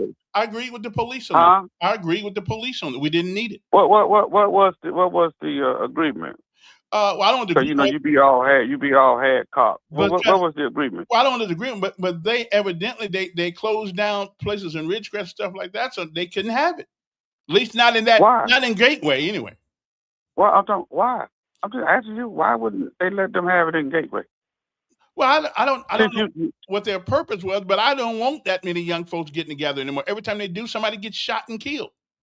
Okay, so I'm gonna tell you what I did for the last 3 days, Yeah. man, and I think leadership failed by not coming out, engaging it to the public because it was a hot issue on social media. Now, last night I spent 3 hours going out in the community from street to street, just doing my own observation so I can see. Right. And I'm gonna tell you what I saw. I saw thousands of voters who wanted to participate in that event. I'm talking about, it wasn't just all young folks. I saw people of age. I saw people drinking. And I saw people, they ended up going from location to location because young folks, that's one thing I got to give them credit for. They know how to utilize the social media. When they said move to point B, they move in unit. If they was out there on Gateway Park, and they had been doing it out there for a couple of years, and they had a permit, and Gateway Park is pretty much not really in the neighborhood, but it's an isolated place, and they did not want it. And I know some of the community people was complaining because they were having it at the Deuce Conrad Boyd's house on a street, and I understand the crowdedness of the street, traffic couldn't move. But if they took it to a place where it was isolated from the community, where it one way in and one way out. You know, I mean, the man hour they spent all week putting up barricades and setting up roadblocks. And why couldn't they have just put the thing in Gateway Park and let the police officer go out there and protect and serve? Do you cancel all events? What was the purpose of? I think I know if they had some threats on social media, people do stuff all the time, so they have to prepare for stuff like that. Why should we have to prepare for things? People can't get together without hurting each other, pulling guns out. Nobody got hurt. Nobody got hurt. Did they carry it out? They couldn't stop it. They took that people about 4,000-5,000 strong. They can't stop them. I got to give MPD a great job the way they conducted themselves on the street for the last couple of days. The president was there. They let them party until they got tired, and they said, "Okay, it's time for y'all to go home now," and they shut it down. And I think that's the way it should work. And they went out there fighting the police, okay, but they was on private property, and nobody got jumped on. You know, I went through a couple of situations, and I was talked to like a citizen. And at some point, they're gonna have to fix this problem because these are voters and they want to participate in stuff like this. But everybody's not old like yourself. They're not voters. Most of them people don't vote. Hell, we can't even. There was no shooting over there by your house. You didn't hear no gunshot. And that's good. Well, I did hear some. So why was it a concern to you? Oh, what is concern? They was not over there in your area, right? Because anything that happens anywhere affects all of us, whether directly or indirectly. And so police. What are the police out there for? They have a job to do, Kev. They have a job. They have to show that they can go out there and they can handle the situation. And you can't keep closing it down, just creating chaos. This thing been going on for 20-something years. Let me ask you a question. What brought about people not wanting it? What happened? Because they were having it inside of the community. If they was on your street, then you talk about 5,000 people on your street. You couldn't move. You could no traffic coming in or out on your street. And yes, they probably left trash out. Cause that's what they do. But if you move it to the park, if you take it away from the community and put it in an isolated place. Okay, you put your police officer out there on patrol. You got one way in and one way out. They proved they can shut the house. They can shut the street. They can shut it down at any time. They proved that. So why not have them to go out there and do a couple of hours? Why not try to work with these people, man, to come to a conclusion where everybody is happy? Because what they did last night. They had about 15 parties all over the city. Okay. And they shut down one, they go to the other. They shut down one. They couldn't stop them. Yeah. Well, it's good to know that they got together and nobody got killed. So that's a good sign. That's because of all the reasons, probably because of police pressure. I got to give the police A+ on protecting and serving streets last night. But they could have did it. All your folks gonna probably be against it because they're of age. They don't want. I don't want it. But these people vote when the mayor Steve Reed ran for office. These same people was out there at Old Calhoun Food parking lot, and the mayor was out there bebopping with them. Because they vote. Now I'm just saying, whoever made the decision. Right. But somebody said, why tie up law enforcement for a private party? Because it's not a private party; it's an event.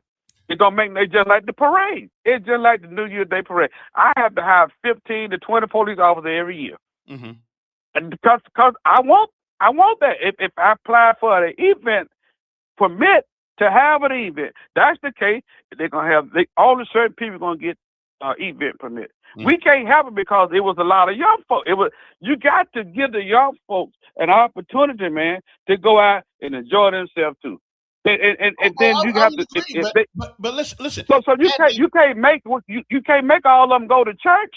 Well, that's true, but listen, there's a reason why the response has been what it has been, because historically they move it out of the community into an isolated place where there's nothing but woods and golf balls.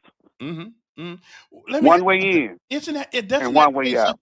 Doesn't that say something about that group of kids that you? No, you got to put it somewhere out near nobody. Yes, it said a lot. It said that we have some improvement to do because they are going to do what they want to do regardless. And that's 90 out there coming down Fairview with 20 ATVs and four-wheeler.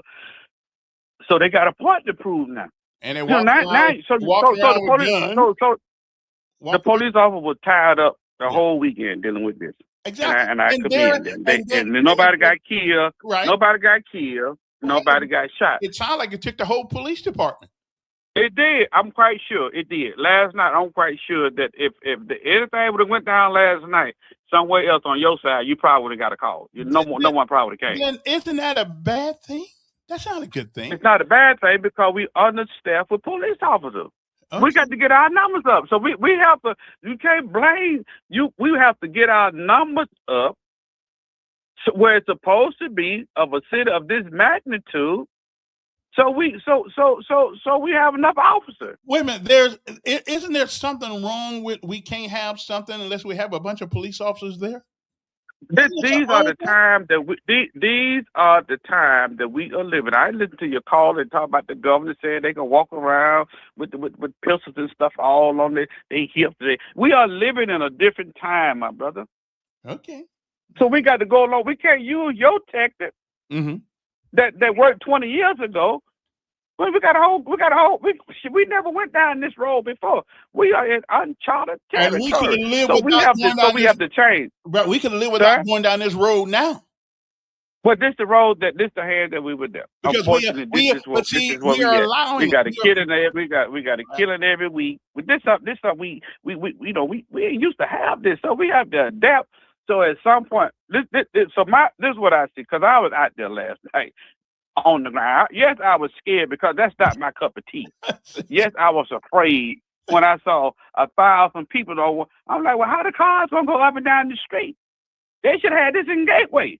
That's what happens when you take Gateway from them. Then they go out and create their own party, and now you got the same problem that you tried to avoid. Instead of having it on, you can't barricade the whole West Montgomery. So you got at some point, unless you can't take everybody to jail, but they're not doing nothing wrong. They're not doing nothing wrong. Do you see what you're missing here, though? Do you really see what I'm missing? You're missing here. The fact of the matter is that we need this many police officers in order to let human beings have a good time. Says something and it's not good about the folks who having a party.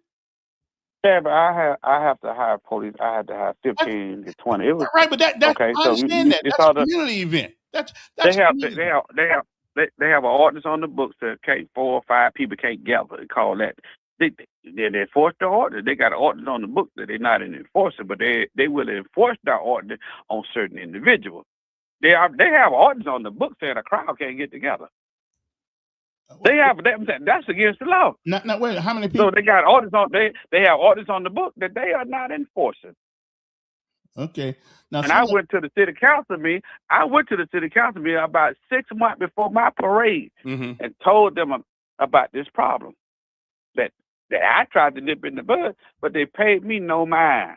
Well, now somebody just told me that they had a fight in Gateway last year. They even fought. It wasn't It's okay if you have one fight. It's okay. You got them type of people together. You may have. Did they get killed? Yes, you're gonna have a fight probably. You got alcohol. You got to take into consideration that it's a possibility that you may have one fight. They said it was a girl fight out there. Yes. It's okay. So they have a fight. They have a fight at every nightclub around here. They have a fight in Walmart. You can expect a fight when you're dealing with a certain type of people. Okay. Well, alcohol is, yes, you're going to have a fight. One fight, that was good. One fight. They wouldn't have found one fight. Well, one fight's not that bad. Only thing I'm saying is, I'm finna get off. All thing I'm saying is that at some point, you can't keep telling these people no, because they start putting people in the office who going to tell them yes, and then we're going to have to deal with the situation. You're going to have to come to some type of I thought they were on some neutral ground by taking it to Gateway. So they was on the table speaking until leadership changed. Leadership changed, and now it's the problem. So who? And I think Fernetta Riley needs to come forward. I think Fernetta Riley needs to come forward and explain what happened in her district. Why was so many police officers tied up for the last 72 hours? Somebody needs to explain that. Why couldn't this be nipped in the bud? Why it took so many manpower out there when other cities were probably losing? Well, I am glad I didn't hear anybody get killed, so I'm good. It's nice that we can get together without having black people laws. It's nice we can do that without having somebody shot. Although we did have somebody killed over the weekend. Last week. So I mean, I was scared out there, but that was not my part. I wasn't supposed to have been out there now, but that's what they do. Them young folks, that's how they do it. So if you scared, then that's a part of the knots for you.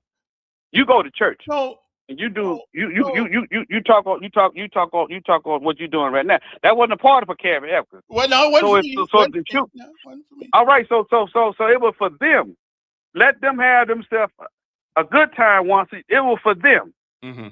It wasn't for me. If but I was that party makes so you scared, if that party if you were scared, listen, I was scared jumping out of an airplane. I know that's dangerous, but I shouldn't be scared going to a party in the city of Montgomery. This is the type of world that we are living in. A world that we can change that. Guns, when you change it, guns are on every corner. Okay. Yeah. So it wasn't like, they made it illegal to walk around to do this type of stuff. So this is a hand. So this is the world we live in, Kevin. Okay, you make a good point there. We are letting people walk around with guns. Yes, even the Mexicans finna have them a day now. I heard they finna do the same thing. Okay. Y'all have a good day, Kevin. Okay, Thank you. Well, do it. You got to do it. All those. How much of it? Again, we halfway responsible for some of this crap going on. People walk around with guns on the hip and stuff like that. So I guess it was inevitable at some point. Okay, it was inevitable at some point that these things would come about. I guess I don't know, but it's a shame that we have come to expect the worst rather than the best. And I just don't. I don't know. I just don't. I personally don't get it. Now I got to go have my glass of milk. So in a minute, I'll be back in a minute. Because I got to take a break because my milk is calling me. Because I got to have a glass right after that conversation. I need a glass of milk. So I'll give me 2 minutes. Give me 2 minutes, and we will close it out this morning because Boyd kind of it took a while for him to get through to me, but I will say, maybe we are responsible for this. Maybe we are responsible for the things that are going on, in Montgomery and in the rest of the United States, allowing people to walk around with guns on their hip, on their side, all kind of guns. At some point, people gonna say, I wonder what this do. We'll be right back right after these messages or this break.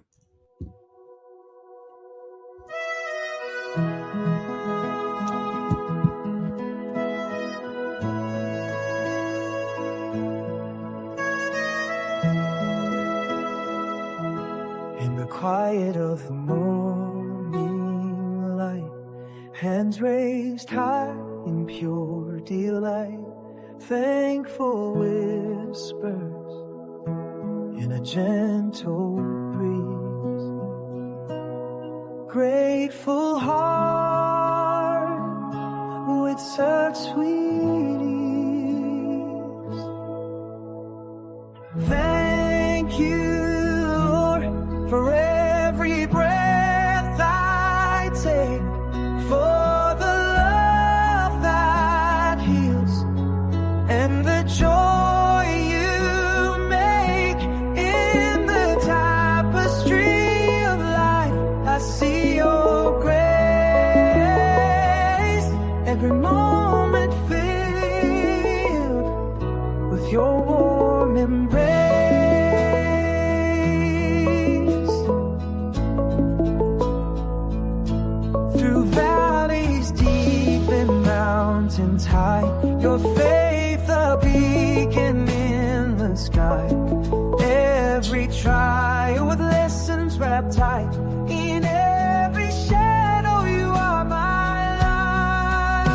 righty then.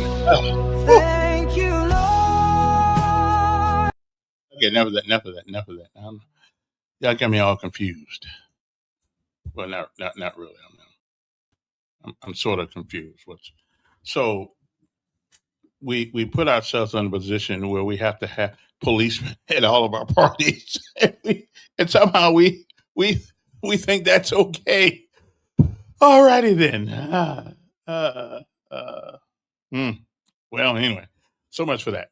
Other things happening. They had a 51-mile relay march the other day. One by one, runners and cyclists crossed the finish line at the Alabama State Capitol on Saturday, completing a 51-mile journey.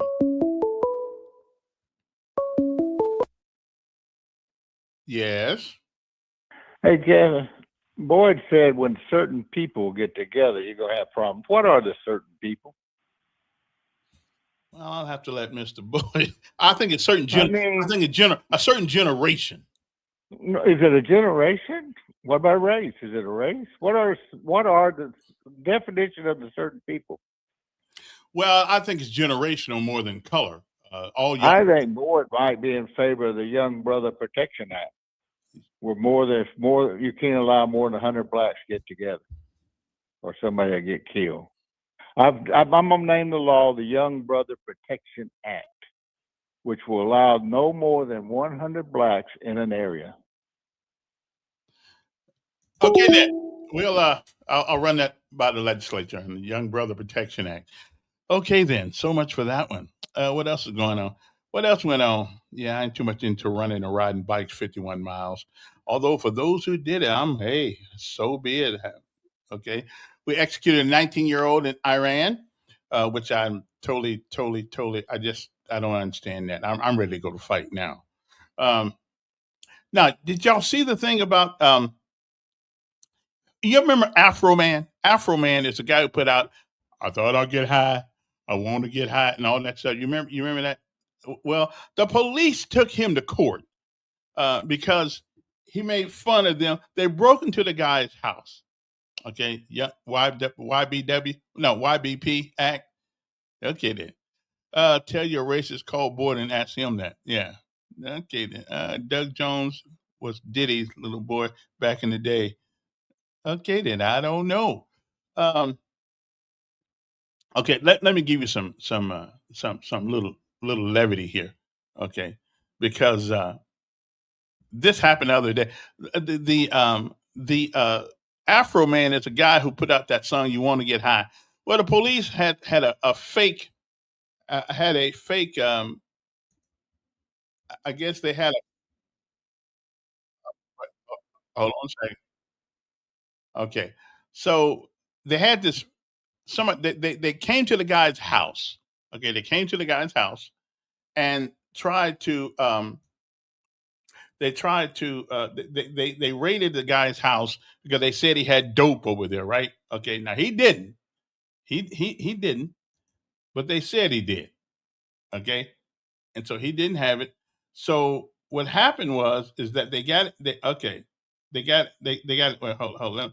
Well, let me give you. Let me let you look at this, and you guys tell me. Now this ought to help your morning, right here, because this guy, I mean, these people. Sometimes policemen, this whole thing with this war on marijuana, I just really don't understand it. Why we do those kinds of things. But anyway, this is Afro Man. Afro Man was just having a good time, and they kind of broke into his house and said he had marijuana stuff in it. He didn't have nothing, so he made a parody of them. Okay, called Lemon Pie, and he well let me show you. Okay, what it is. Okay. Okay, do we got this? Okay, don't show this again. Okay. Come on, man. Did I get it wrong? Did I get it wrong? Oh, okay. Let me try that one more again. Okay. Okay. I want to get high. Well, this is the guy who put out I Want to Get High. Okay. This is what he came up with. Okay, let me make sure I get this right and share the screen. And that's the screen right there. Share the screen. Okay, don't seem like it's going to work today.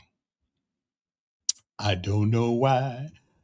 Oh, there it is right there. Okay, there he is right there. No, okay, there he is right there. Okay. Oh, there he is right there. All right, so here we go. The guy who put out "I Want to Get High," and they went to his house, busted down his doors and everything in his house because they said that they thought he had some marijuana. And he got back at him, and he won a lawsuit against him the other day. Let me see if I can get this thing going here. Let me see. The warrants said narcotics and kidnapping. The warrants said narcotics and kidnapping. Are you kidding? I make my money rapping. Why does the warrant say narcotics? Well, I know narcotics, but why kidnapping? Let me ask you. Oh my God, y'all! Some of the testimony is hilarious. I want y'all to listen to this right here. Sean, you were called Officer Pound Cake by Mr. Thorman? Multiple times. We received hundreds of pound cakes at work from different people. Never mind. It ain't. It's not that good. I don't even like rolling either. But it was good enough. Rollins. 30 years. You got into the mind of kids pretty well. Yes. When they would play Mr. Foreman's song Lemon Pound Cake. Anyway, what happened was, okay, here's what happened. They came into the guy's house looking for drugs, and the warrant said kidnapping. I don't know when the hell he was supposed to kidnap it. And then they found out that, he didn't have no drugs in that house or anything like that. Now then, okay, well, he saw one of those, kept looking at his pound cake. So he came up with a song and a parody about the pound cake, and it went all over the country. And now the police department decided to sue him for defamation. Well, no, he caught the guy actually looking at the pound cake, and he made some parody about it. And I can't believe they sued him, and he won. Okay, he won, and I had to get it another day for you. But anyway, we use marijuana to trample over people's constitutional right.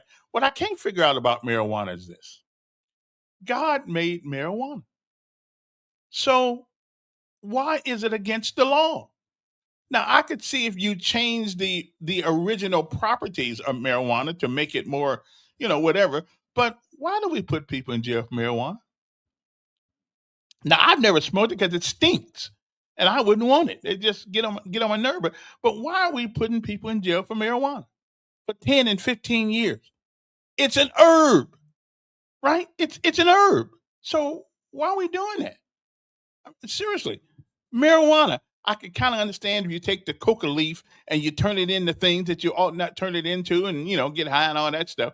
But why are we putting people in jail for marijuana? I mean, God makes it. It's an herb. It actually helps people with cancer and all kinds of things.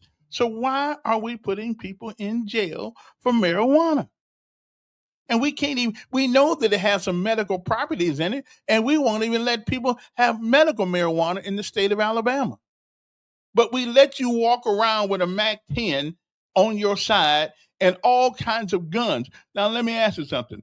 Well, you think I'd want a guy that's smoking marijuana sitting next to me or a guy with a MAC-10? Okay, which one? Which one do you think I want hanging out with me in the street? No, give me the guy that's high. Okay, not the guy that's got a big old rifle on his side. Okay, I'm just telling you. We minor in the majors and major, and we major in the minors and minor in the majors. Okay, so I don't quite understand it, but I don't understand why we keep putting people in jail for marijuana. It's a shame and a disgrace. Okay, they should treat marijuana the same way they treat alcohol. If you come to work high, we gonna fire you or lay you off. Just like drinking. If you can't come to work drunk, come to work drunk. But what you do when you get off work, That's up to you. You know, we don't care what you do at home. Okay, and you shouldn't be able to drive while under the influence of marijuana. Okay, you shouldn't be able to do that. But to bust down people's doors and all of these things because you want to smoke marijuana in your own domicile, just absolutely, it defies logic and reason. Okay, because we sell alcohol. And just in case y'all don't know this, I'm going to give you a little medical fact here. There are more people in hospitals in America with something doing with alcohol than cigarettes or marijuana. And we keep selling alcohol. Okay? We keep selling it like it ain't no big deal. We keep selling it. Okay? So give me the logic and reason that somebody, please give me something. Make me understand why we putting people in jail for 15, 20 years for marijuana. And I still think we did Mr. Carmichael wrong. You know, I think we did. Anyway, don't forget our sponsors. And our sponsor of today's show is One Stop Wireless. And you can go down, you can pay your bill down there, and you can pay your bill, your light bill. Well, I know you can pay your gas bill and a couple other bills, but you go down and see which one it is. Anyway, One Stop Wireless, they're located at 3445 Atlanta Highway in Montgomery, right on the corner of Atlanta Highway and Coliseum Boulevard. You can't miss it. It is a great place. They are really good people. And of course, do I got the number there? I got the number there somewhere. Where is that number at? I got it somewhere. 320-9288. Yeah, I think that's what it is. But anyway, go down there and see them. Corner of Atlanta Highway, they got all kind of phones. Apple phone. They got a plan to $25 a month. They even got free telephones. Okay, One Stop Wireless. So if you just want to get your kids some so you can keep up with them, they got now stocks. They're limited in numbers that they have on the free ones. So you might want to just give them a call down. What is? You mean I did not put the number on there? Give me a break, Jake. Okay then. Okay, their number is. I got the number right here. Okay, I got the number. Where is that number? There we go. Right there. Okay, and that number is 320-2988. 320-2988. 320-2988. That One Stop Wireless, okay, and Pay Center. They are a Pay Center. So you can actually pay your, I don't know if you can pay your, I know you can pay your gas bill down there and other bills, okay? They pay bills for Simple Mobile, Verizon, Track Phone. They got mobile. They got all kind of things you can do down there. So again, give them a call, please. Let them know you heard me talking about them on the podcast. That number again is 320-2988. One Stop Wireless. Now, I got a new sponsor today. I got a new sponsor. Oh yeah, I'm moving up there. We're getting up there. Okay. And who's my new sponsor? Montgomery Computer Services, 277-6902. 277-6902. They're located at 5141 Atlanta Highway. It's called the Eastview Shopping Center right there where Geico Insurance is. Geico Insurance, right on top of the hill. What's it called? East Village. I think it's called East Village. But anyway, great people down there. They know about computers. Yeah, and I'm more of a guy who goes to people's homes, and I don't really want to get involved with the businesses, and that's what they specialize in, is businesses. So whether you have networking problems, whether you have whatever kind of problem, you want to go Linux, you want to try something different, you got some AI things you might want to do. We got Mason down there can do AI, Z's down there. You might want to go down there and see them. But a lot of things, ladies and gentlemen, if you've had your computer for over 5, 6, 7, 8, 9, 10 years, it's time for a new one. It's time to get rid of one. Now they may be able to do something with it. You might want to call them though. Their number is 334-277-6902. That's 334-277-6902. Okay, 334. What's that number again? 277-6902. Okay, I got it now. Okay, that's the number right there. Okay, and then that is Montgomery Computer Services, located at 5141 Atlanta Highway, right in the same little shopping center. They got a haircut thing there, and Healthwise Foods. Healthwise Food is up there also. So they're right next door to Healthwise Food. Tell the guys at Healthwise Food we gave them a free plug. So anyway, give them a call. Tell them if you don't need them yet, just call them. Tell them you heard about them on the podcast. And so if you have a problem with your computer, okay, that you don't want, and now I specialize in coming to you, but I do work for them when it comes to home things, home service calls. I do most of their stuff. But if you don't want people coming to your house and you want and I don't do businesses, I only do citizens. I don't do businesses. Okay. So anyway, give those guys a call, 277-6902. They can build you and you want a gamer computer, you want a gaming computer, you're tired of getting the ones off the shelf that last you a couple of years and then stuff be breaking down. And when you go call somebody for tech support, you can't understand anything they're saying. You can't understand nothing that they're saying. Well, these are the people that you want to go to. Okay. Tyler is a former airborne ranger, United States Army. Him and I served in the same regiment, 20 years apart, but we were there. Anyway, 277-6902. Write that down one more time, 334-277-6902. That is Montgomery Computer Services. Okay, they can upgrade your computer. They can give you a new one, rebuild it, fix problems that you wouldn't have any idea the things they can do down there. Okay. So please call them up. And if you don't need them right now, well, just tell them you'll call them when you need them. Okay. 277-6902. Montgomery Computer Services. Okay. On Atlanta Highway, 5141 Atlanta Highway, right next to Healthwise Food, Geico Insurance, Progressive Insurance, and all those people on top of the hill. I think it's called Eastwood Village or something like that. Eastwood. Yeah, something like that. You can't miss it. You can't. I'll get the name right tomorrow. It's a little shopping center right on top of the hill. Okay. Anyway, and again, don't forget One Stop Wireless. One Stop Wireless. Okay. So give them a call, 320-2988. And they can, one more thing. A One Stop Wireless. They can actually take your old phone that you got in the drawer down there, and they can actually get it activated for you. So you might want to give them a call too. Okay. Okay. What's that number again? Okay. 334-320-2988. And don't forget Montgomery Computer Services. So we got two sponsors now. So now we're doing good. Anyway, and you can always give a donation to Cash App on my little thing right there. Just 241-9998. Make sure I eat. I don't starve to death in here. All right. So that's it for today. We thank you for your time. Thank you for your patience. And thank you for your conversation. Even though some of them are a little bit weird, but I got it. Okay. I really do. Good day. See you later. See you tomorrow. The good Lord says the same. Bye. Montgomery Computer Services and One Stop Wireless. Let's do business with them. Show them how much we love them. Bye.